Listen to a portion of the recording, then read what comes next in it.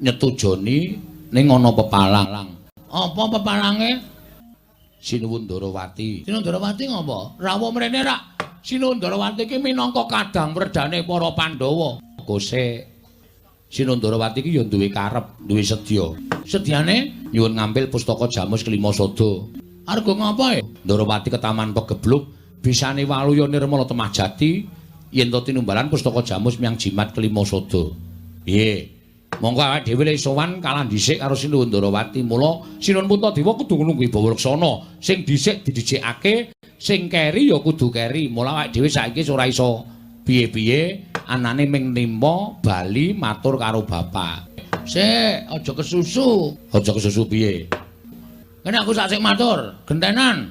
Gentenan. Oh iya, iya. Ning ora gawe masalah lho, Kong. Ora iki mung genahke kok. Nek ora tak genake ndak rampung-rampung. Ya. Oh iki goblok kok ora. Mundur ana? Ya, mundur. Ning aku wis weling karo kowe aja gawe masalah. Ora, aku mung arep takon karo Sinuwun Prabu Darmakusuma. Ya. Masalahe apa Sinuwun Kresna kuwi pengen nyilun ngambil pustaka Jamus Kelima Sada? Ya. Sing tata krama lho. Siap. Iya. Nuwun sewu Sinuwun. Iya, Bagong eneng apa? Ngejeng nyuwun prisa. Arep takon apa? Sinuwun Ndarawati nyuwun ngambil pustaka Jamus Kelima Sada kangge menapa? Dinggo tumbal wadaling praja ing Ndwarawati. Ingkang wigati bakal kinarya tumbal wadaling praja Bagong. Nuwun sewu, kanggo tumbal Ndarawati kenging napa? Kena pagebluk. Akeh kawula ingkang esuk lara sore mati, sore lara esuk ketiwasan Bagong. Pun kula tampa pangandika sampeyan ning niki kula entuk ngrembug perkara Sinuwun Ndarawati napa mboten? Ya wis sakarepmu Panakawan. Nek entuk ajeng kula jelaske. Nek mboten apa-apa, kula nyuwun palilahipun Sinuwun Prabu Darmakusuma. Jalaran panjenengan menika nuwun sewu Nalendra negari Ngamarta ingkang jenang wenang jenange bor dhateng kawontenan Datulaya. Sira arep matur apa, Bagong? Namung atur keterangan. Iya. Matur keterangan sing kepiye? Nuwun sewu nggih. Pegebluk utawa welaking Jawata.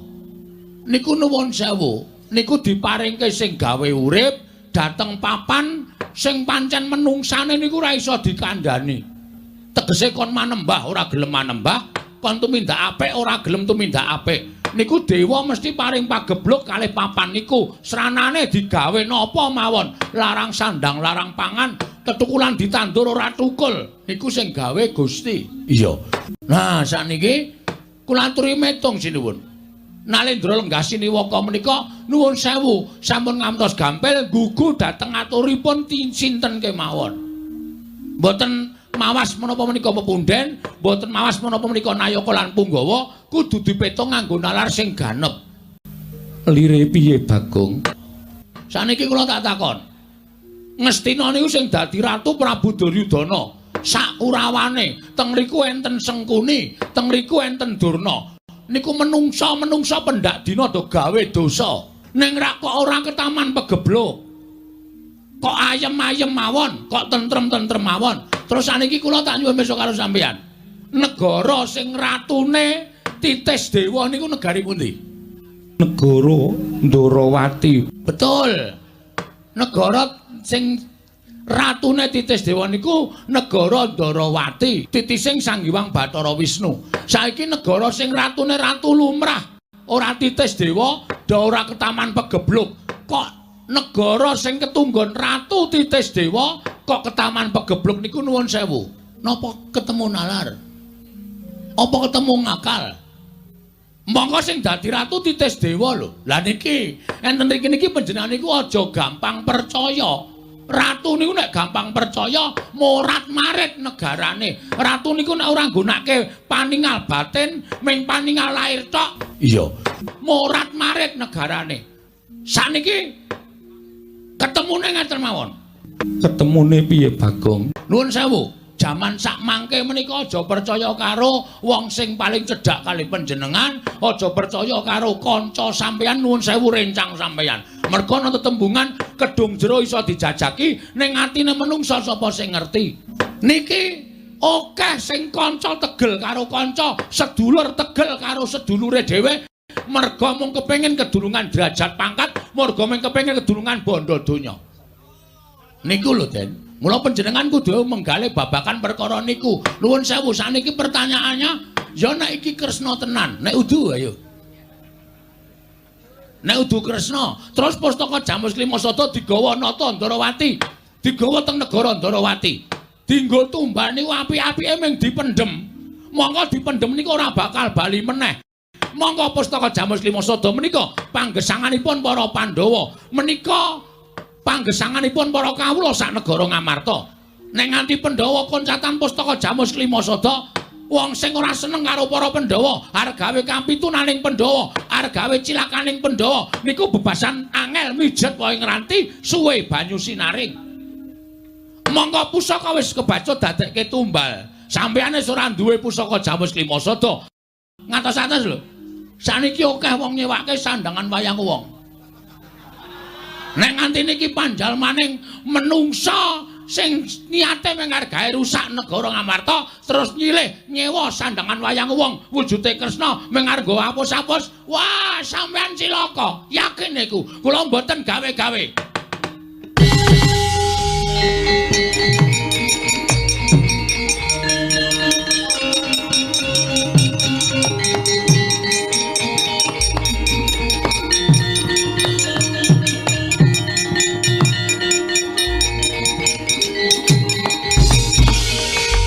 Maning jajalan sukertaning bawuh iblis lanat. Bagong. Pono kawan Bagong. Mudyar kowe. Aku ora iso omong karo kowe to, rasa sok gawe masalah. Ora sok gawe perkara. Lho, kowe ngunek-unekke Sinuwun Ndarawati kakangne nesu. Terus kowe kakangne sapa? Kakangne Bagong. Kakangne nesu kok kakangku ora nesu. Anggo ngopo aku nesu ngewahi karo kowe? Pono kan Bagong. Wonten dawuh. Aku tak takon karo kowe gage wangsul ngopi takonku andi pertitis. Derajatmu ya apa? Derajatmu ya apa? Batur kok ngene kok ratu. Nggih batur lah ya Ponokawan. Ponokawan ki papane ngendi? Teng isor. Kula menika namung kere. Kula menika namung Gedibal 17. Ing atase derajatmu ki wing batur kok dlangap-dlangap ucap mundur wili kaya grojokan. Kowe wani nyas Maranata Ndarawati kuwi adikku lanang. Terus. Wah aku diwangi terus. Aku suwe-suwe tratapane. Nuwun sewu, kula niku mboten ajeng wantun, kula niku mung nglereske. Kula niku mung benerke, ning cocok mboten. Nek pustaka Jamus Klimasada niku ajeng dibeta teng Ndarawati nggo tumbal niku mung dipendhem. Nggih to? Monggo nek dipendhem niku ora bali. Kula ngemutke Sinuwun Prabu Darmakusuma aja nganti gampang maringake pustaka Jamus Klimasada. Napa kula ngenten iki salah? Salah. Salah kula nggih napa? Kowe salah ora nyawang karo derajatmu. Nuwun sewu, Mas. Saniki kula tak takon, sampeyan iku titahe sapa? Titahe sing gawe urip. Kula ya titahe sing gawe urip. Kowe karo aku ki padha, Mas. Sing bedake mung derajat karo pangkat. Ngoten, nek di mata Tuhan kita itu sama. Sama-sama manusia. Aja sok tumindak kaya ngono kuwi, aja sok ngelokke kowe kere, kowe Gedibal, kowe ki mung welek nyolok mripat. Dosa, Mas. Tandane dosa sampeyan aja gagas kaya ngene iki, aja ngunekke kawula sing elek kaya ngene iki, aja ngunekke kawula sing ringkih kaya ngene iki. Sampeyan iso dadi ratu niku mergo tak coblos rai sampeyan. Gong, kowe le omong malah dadi masalah iki. Cerewet. Kowe mena. Untal jasmu sisan. Kone wangi ora gelem malah meden-medeni wis kowe cengok. Ala denane bacut wani ya bacut nyemplung kali. Wis terus ya mengkari ndodok. Lho. Kok mengkari ndodok piye ra? Samane ngunanake karo Bagong kleru. Napa kula kluput? Kula ngemutke ratu Gusti kula. Napa kula kleru? Kula ngemutke ratu Gusti kula. Prabu Puntadewa niku ratu Gusti kula. Nek ratu Gusti kula enten napa-napa nganti cilik lara gedhe mboten wonten terus sing mbayari kula ben sasi sapa? Kula wajib ngemutke ratu Gusti kula sing kleru. Apa kaya ngene iki dianggep salah? Salah perkara derajat pangkat, derajate nggo endi, pangkate nggo endi? Kula tak takon karo sampean. Sapa-sapa arep digetak, sapa-sapa arep digetak. Dumeh dadi ratu galak. Tangger iki kowe saiki ayo muni ya. Ombo-ombonan cangkem, ombo cangkemku kasih. Sero suaraku wong. Lho ora lho iki tenanan. Sing tau nek kowe meneng wae kok kakangne nesu-nesu iki ngopo? Mergo aku tresna karo adikku lanang. Terus? Kowe tresna ora karo aku? Nek kowe tresna kowe muni ngono iki lho, men aku marem lho. Amoh, oh setan iki. Ora gelem muni ngono to? Ora. Kowe wani ngasmane Kyai Prabu Ndrawati padha karo wani karo Nata Mandura Prabu Baladewa. Kowe wani ngelani jajane Kyai Prabu Ndrawati padha karo kowe wani karo Nata Mandura Prabu Baladewa. Kowe ngila karo kahananmu. Ing ngatasi Semar arep bangun kayangan iki Semar iki derajate apa jiwa aku tak takon. Semar iki derajate apa? Aku tak takon kok wani bangun kayangan. Kowe ora gagas kok kowe iki ora ngerti sejarah iya, Mas. Lho, kowe ora basa karo tak basanono wong sampean wis ora ngajeni karo aku. Sampeyan karep dadi Nalendra, nek karo para kawula ngajenono. Kowe aja gleleng dadi ratu ae. Kowe aja gaya dume lungguh kursi sing dhuwur. Ning aku nek gelem nglumpukke masyarakat tak jak demo telung kejeping paningal rubuh saka kursimu kowe. Aja sok unek-unekke masyarakat cilik kaya ngene iki tandani. Sampeyan iso ngejangkrang sila tumpang neng kursi iki mergo tak coblos mbaya sembada. Biyen sampeyan ling beseli aku pira tok kon dadi tim sukses, ha?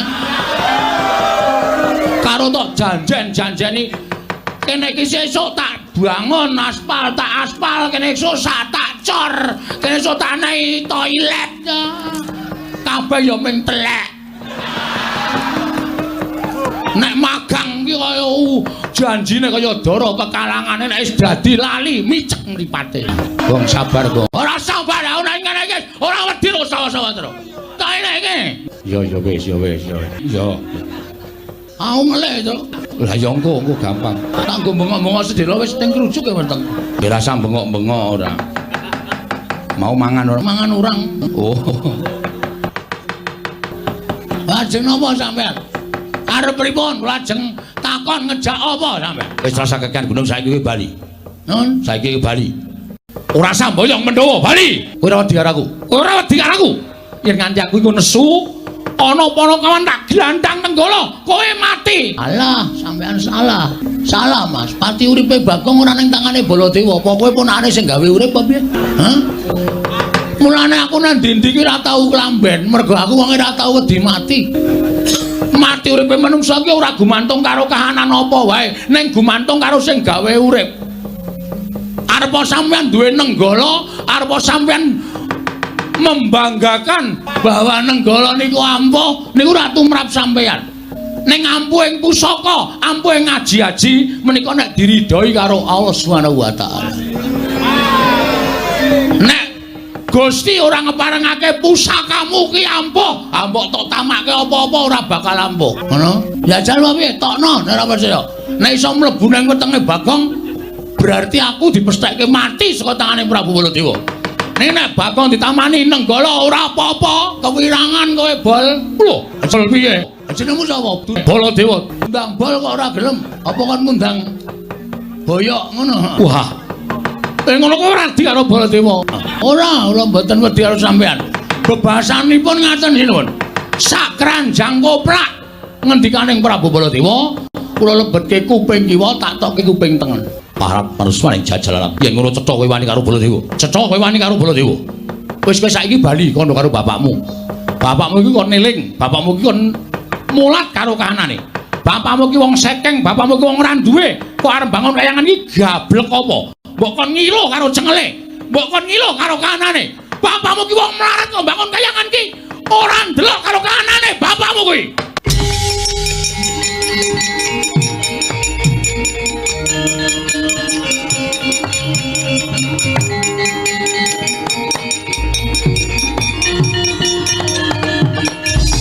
Bang, nganggo sopan lho. Kok njur ngadeg metenteng ngarepe Prabu Baladewa. Iki wis kelewat ukuran menungsa iki. Sing dinyak udu aku neh, ning babe. Babe sapa? Babe Semar. Ayah, Bagong kok nyebut kok ayah ora. Bapak Semar. Bapak ki wong sing paling tak hormati, Tru. Piyai sapa ngendikake, bapak ki tangan tengene sing gawe urip. Mula sapa sing wani karo bapakne kuwi bakal entuk hukum sing ora ana pangapura selawase urip. Siji, bakal nampa rekoso uripe, angka loro lawanging kanugrahan ditutup. Wong urip ning donya iki nek lawanging kanugrahan ditutup, arep ngopo wisan? Wis ora duwe pengarep-arep apa-apa. Mula nek nganti bapakku dieceh karo Ratu Mandura sing jeneng Baledawa iki, aku ora trima to. Iki malah dadi geger kriwikan, dadi grojokan, geguyon, dadi tangisan. Nek kowe ora wani mulya. Mulya ana. Kalakonane dhewe nang kene. Edan malah nyemprot-nyemprot idune. Aku ora ngraup to. Hus, Prabu Baladewa. Piye? Kowe aja sak kepenakmu dhewe ngonekke aku. Karepmu piye? Kowe ngonekke aku kaya ngono. Karepmu piye kowe ngonekke bapak? Melek mripatmu kowe. Kowe ngonekke bapak wong sekeng gedhi bal 17, wong elek nyolok mripat tok sawang saka ngendi, ha? Aku wis ra nggo basa-basanan karo kowe. Percuma kowe tak basani. Wong kowe iki duwe derajat, duwe pangkat. Ning kowe ora ndek unggah-ungguh, ora ndek tata krama. Kowe ora mbasani karo Bagong. Monggo kudune kowe basa karo aku. Tuwa aku mbangane kowe. Ning kowe batur, ning aku wong tuwa. Gong. Ben pokoke kudu tak luwih sero pokoke. Ana sero volumenku tak gedhekke. Terus saiki kowe ngecek karo bapak wong sekeng. Saiki kowe kok iso ngonekke bapak ki wong kere. Saiki tak takon, asalmu saka ngendi to, Mas? Hah? Kowe saka negara Mandura. Ning kowe mbiyen ki disingitke nang Widara Kandang, diakoke anak Demang. Kowe mbiyen jaman nom-nomane mikul garu, mikul ruku, golek ramban, golek suket. Nggo makani wedhusmu ning Widara Kandang. Bareng saiki kowe dadi ratu kok glelengmu minta ampun to, Bol. Mbok yo sadar diri. Kowe asale saka desa.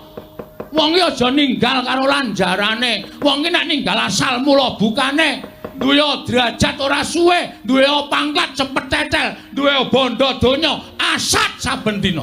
Niku tenan aku ora gara, ya, Tru? Heeh. Wis bali ngono. Saiki ngene, aku wis kesel nyuwara iki. Sirmu piye aku tak takon? Aku manut, aku kasar ya wani, alus ya wani, padangane wani, petengane apa meneh? Nantang petengan, santai tenan kowe. Tak leboni linggis, tak leboni wesi, tak leboni paku, tak leboni saking wesi wetengmu. Kowe genep setahun kowe buka. Ayo ngopo? Ayo metu Jawa. Nek pancen wani karo Baladewa, diteter sepiro kekuatane Bagong. Oke.